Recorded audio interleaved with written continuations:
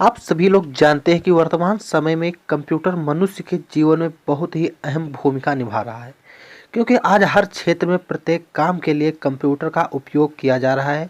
यदि किसी दिन कंप्यूटर में कोई भी समस्या आ जाती है या सर्वर बंद हो जाता है तो हम सारा कार्य बंद कर देते हैं, क्योंकि कंप्यूटर या सर्वर के बिना हम कोई भी कार्य नहीं कर सकते हैं। वर्तमान कंप्यूटर इलेक्ट्रॉनिक तकनीक पर आधारित है। इस इलेक्ट्रॉनिक तकनीक की शुरुआत 1946 में हुई थी, लेकिन कंप्यूटर का इतिहास काफ़ी पुराना है। लेकिन दोस्तों, तो हम आपको इस वीडियो में बताएंगे कि आज कंप्यूटर के फर्स्ट जनरेशन के बारे में, कि कंप्यूटर की प्रथम पीढ़ी में किस टेक्नोलॉजी का प्रयोग किया गया और ये कैसे हैं।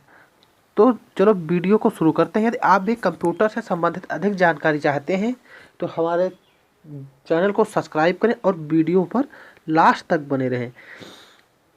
कंप्यूटर की प्रथम पीढ़ी में सन 1946 से 1956 तक के कंप्यूटरों को लिया गया है।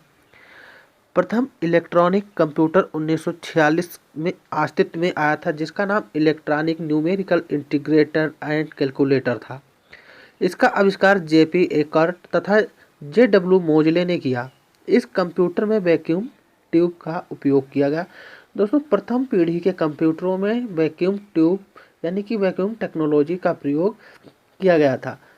प्रथम पीढ़ी के कंप्यूटरों में हजारों वैक्यूम ट्यूब का प्रयोग होता है, इसीलिए इन कंप्यूटरों का आकार बहुत बड़ा था।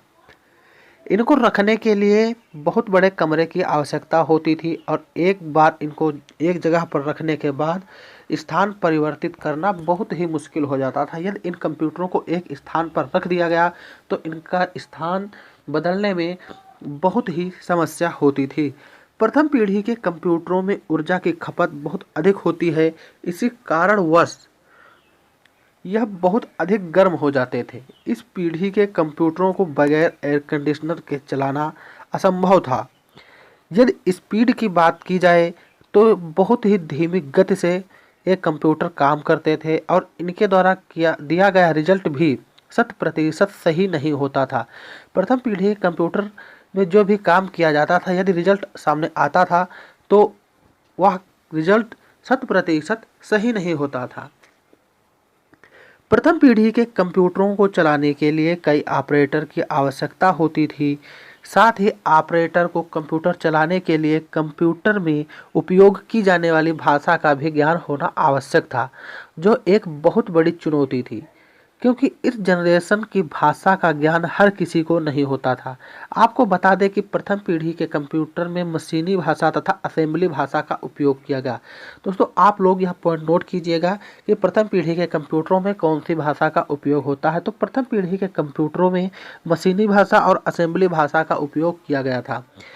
इस पीढ़ी में एनिक के अलावा और भी कई अन्य कंप्यूटरों का निर्माण हुआ, जिनका नाम हम आपको अपनी इसी वीडियो में देंगे।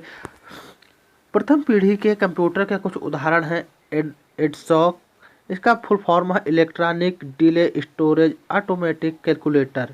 यूनिवैक, यूनिवैक का पूरा नाम है यूनिवर्सल ऑटोमेटिक कंप्यूटर। ये सब प्रथम पीढ़ी के कंप्यूटर के उदाहरण हैं। यूनिवैक एक और IBM 701 और हमारा पांचवा है IBM 650।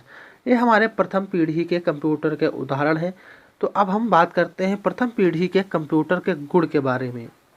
इन कंप्यूटर में मुख्यतः वैक्यूम ट्यूब अर्थात निर्वात नली का प्रयोग किया गया था। प्रथम पीढ़ी के कंप्यूटरों में स्टोरेज के लिए मैग्नेटिक ड्रम का प्रयोग किया जाता था। डाटा सुरक्षित रखने के लिए पंच कार्ड का प्रयोग होता था।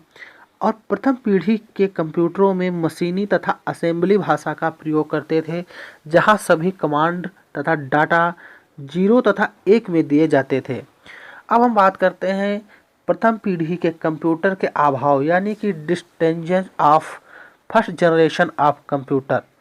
तो प्रथम पीढ़ी के कंप्यूटर के आकार में एक कमरे के बराबर होते थे। हमारे प्रथम पीढ़ी के कंप्यूटर जो थे, इनका आकार एक कमरे के बराबर के थे।